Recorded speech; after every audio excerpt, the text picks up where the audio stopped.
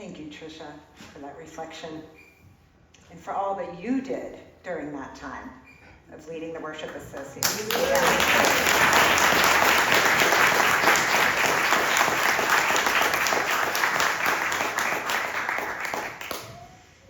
It's the season of giving, and our theme for the month is mystery. And it just so happens that I received a mysterious gift in the mail here at UUSM recently. It was a thoughtful and very appropriate gift for me as one of your transitional co-ministers. A book titled Transforming Conflict, The Blessings of Congregational Turmoil by Teresa Hooley. It's an excellent book, one that I already owned, so I gave it to Reverend Terry, who was grateful to receive it. But we don't know who to thank because it was an anonymous gift. No note, no return address, nothing. So thank you if you're listening. Who might the anonymous giver be? It's a mystery, but only when we look at it through the lens of individualism. When we consider the anonymous gift through a systems lens, it's not mysterious at all, really. Last year, the ministerial transition team identified conflict aversion as one of the things that might need attention here during a transitional ministry. That wasn't a surprise to me to learn, because on the first day of my ministerial internship here in 2018, I was told by one of the congregational leaders in a quiet tones when no one was around that this is a conflict-averse congregation. Knowing this about the congregational system, it's not surprising I'd be given a book about congregational conflict in an anonymous fashion. I didn't know if you would laugh. I could be wrong, but my guess is that the anonymous giver wants me to help this community navigate conflict, but doesn't want to be known as the one to say so. Could it be that conflict is such a difficult topic in this system that even admitting its presence is felt by some to be risky? What would happen if we named the conflicts out loud to one another directly? Well, since I'm doing that a little bit now, I guess we'll see what happens. But here's the thing. Sure, there's conflict here. There always has been, and there always will be. Conflict is a natural part of all human systems, all human relationships. There's nothing wrong with conflict per se. What I'm curious about, and I hope you will be too, is why it's so difficult to name here, to talk about openly and directly in a spirit of love as you have covenanted to do.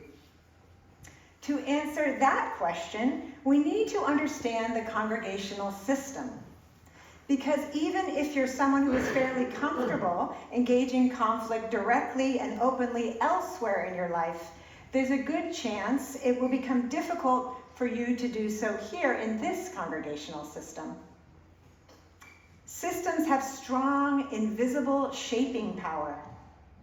We aren't accustomed to recognizing that power, which makes it much harder to affect long-lasting change. Okay, so I've given you an example of conflict aversion as one of the things that exists in this congregational system here at UUSM. But now I'd like to pan back out to think about why systems thinking is important for congregational life, particularly during times of transition. Remember the miraculous, mysterious mushrooms? On the surface, they appear to be individuals, but actually they are the fruiting bodies of a much larger living network of mycelium, which is a critical part of healthy forest ecosystems. Most of us, when we're in the forest, see only the trees and the mushrooms, not the living networks that connect them, forming a larger dynamic whole. Influential leadership and congregational consultant Peter Steinke writes, systems thinking deepens our understanding of life. To think systemically is to look at the ongoing vital interaction of forces, events, and entities that constitute reality. Instead of seeing isolated, unrelated parts, we look at the interrelated whole. Here in Silicon Valley, birthplace of the internet, you might think we'd be able to interpret the world through a systems perspective pretty easily by now. But old worldviews die hard. Dominant American culture is highly individualistic, and our Unitarian heritage in particular often has been as well, based as it is in the European Enlightenment with its emphasis on individual reason and autonomy. The Enlightenment emphasis on the rights of the free-thinking, autonomous individual was an incredibly important development historically, and it still is today, especially in the face of rising authoritarianism and even fascism. But it distorts reality in other ways that prevent our full flourishing. Because we are not just a collection of free-thinking, autonomous individuals. We are all part of countless larger, incredibly complex and interdependent systems that shape us in large and small ways. Solar systems, climate systems, ecosystems, social systems, political systems, economic systems, religious systems, family systems. Yes, we have some influence over these systems and we can change them, but these systems also profoundly shape us, whether we know it or not. So if we want to have some agency over the future, some choice about who and how we become, as a people or a community, we need to understand the systems we're in. Think about all the times we hear people attribute acts of violence to individual bad apples. Whether it's mass shootings, police violence, or sexual harassment, we commonly hear that the problem lies in the individuals. Just a couple bad apples, if we get rid of them, we'll solve the problem. Does it work? No, because we aren't addressing the larger system. To switch metaphors, we're only looking at the mushrooms, thinking that knocking out the toxic ones is all we have to do. But if we don't acknowledge the mycelium, they're just going to keep popping up. Just like the larger social systems in which they are embedded, families and congregations function in this way too. Human systems are formed by patterns of relationship, interactions that repeat over time to create a kind of stability between the parts of the whole. Systems theorists call this kind of stability homeostasis. Just like the parts of a body that work together in patterns to maintain stability for an organism, so too do the individuals and families and communities. These patterns of interaction can be very strong, exerting pressure on us even if we're unaware of it. So it's the holiday season. Many of us have been or will be spending time with our families, or at least thinking about them. And families have strong patterns of interaction. And I know I'm not the only one who noticed this over the Thanksgiving holiday in my own context. And I'm probably not the only one who vowed to myself that I wouldn't participate in the family patterns and then promptly succumb to them anyway, right? Anybody else experience that? Okay, only a few of us, but maybe other holidays you've experienced this. You vow you won't engage in habitual family patterns, but before you know it, you're on autopilot doing it anyway. Isn't it amazing how powerful relational patterns are? It's almost as if the patterns themselves are in control, not us, which is exactly what's happening, according to family systems theory. That's the system working to maintain equilibrium or homeostasis. Are you with me so far? Oh, yes. Okay. So in human systems, patterns are ritually established through traditions, formally established through rules or policies, and informally established as culture. In congregations, the patterns that create stability in the system come from all three of those: policies, traditions, and culture, and probably more. I'd argue that culture is the strongest of the three, the most difficult to recognize and the hardest to change. We can adopt new policies and new traditions pretty easily, but they won't stick if the culture doesn't change to support them. Just like everything else in existence, systems are subject to constant change.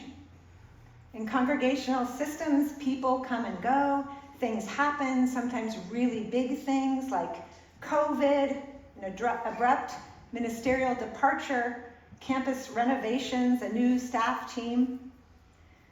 When big changes occur in the system naturally seeks to regain stability or homeostasis. And when a pattern is disrupted, we experience shock in the system, right? Disequilibrium. The system seeks to regain stability by restoring old patterns, while at the same time having to adjust to the changes. And this tension between needing to change and seeking a return to homeostasis can create anxiety, tension, and conflict within the system, all very natural responses to change. Moreover, as Tricia mentioned, differences exist in how individuals in the system feel about and react to the changes. As tension increases in the system, old patterns can surface even more strongly than before. It's just natural. Teresa Cooley, author of The Anonymous Gift, writes that congregations are living, breathing organisms that change and grow or shrink. Congregations change over time. And it is also true that every congregation has a particular kind of system that persists over time. Call it a personality, formed by a multitude of experiences and people. This is where family systems theory can help. Systems theory teaches us that systems are always more powerful than individuals. You can change the players, but the system will remain in place. This is not to suggest that changing congregational systems is impossible. It's not. It just means that in order to effect lasting change in a congregation, you must get to know the system, especially the patterns that manifest over and over again, and the sometimes painful past experiences that may have initiated or strengthened those patterns. This is why transitional ministry involves history and heritage work, something that we began in October and are in the midst of. Because if you aren't aware of the patterns that hold you back from thriving as you wish, you will continue to be subject to those patterns, no matter who your ministers are. Marcus Garvey said, "A people without the knowledge of their past history, origin, and culture is like a tree without roots." A tree without roots, as we know, cannot withstand even the slightest breeze, cannot live at all. So we have to check out our root system, get to know it, and tend it with care. And what we discover when we dig down deep under the surface, of course, is not one long taproot, like a giant singular anchor rooting us into the living earth, but a tangled, interconnected living system intersecting with myriad other living systems like mycelium. Transitional ministry is most effective when we understand that congregational systems are not like machines with discrete and interchangeable parts. Rather, congregational systems are more like the underground forest ecosystem, or any organic system for that matter, that is composed of many dynamic and interdependent subsystems. Think of all the subsystems here at UUSM, all the groups and committees, program areas, and generations. If there's a problem in an organic system, you can't just swap out a broken part, a new staff member or a new program, and expect that it will fix the whole system. Not only because dysfunction in one part of the system is likely means dysfunction in other parts, but also because organic systems naturally seek equilibrium. So if we change one part of the system, like a long-time settled minister or key lay leaders, but we don't change the other parts of the system, the natural tendency of the system to return to homeostasis will prevail. Old patterns will likely return, and history will likely repeat itself. Successful intentional change in a congregation requires understanding the entire system, including the history that has shaped it and made it what it is today. Thank you to everyone who has engaged in our history and heritage work so far. The history scroll is still hanging in the social hall. Please spend time with it and help us flesh it out. If you missed the USM History Watch Party last month, you can find the anniversary videos in the USM Facebook group. Please watch them. Listen to the new USM Heritage podcast series that Jack is recording now with longtime members of this congregation.